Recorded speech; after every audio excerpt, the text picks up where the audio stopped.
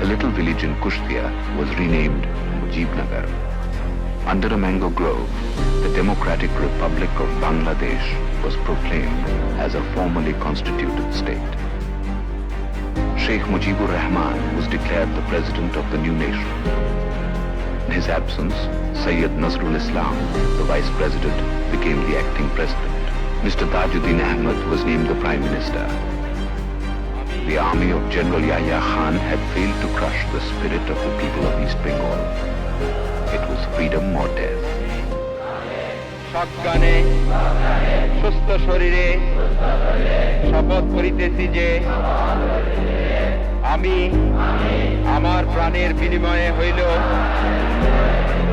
আইনগতভাবে গঠিত প্রতিনিধিত্বশীল In the name of Almighty God, I swear to be loyal to the Sovereign Republic of Bangladesh.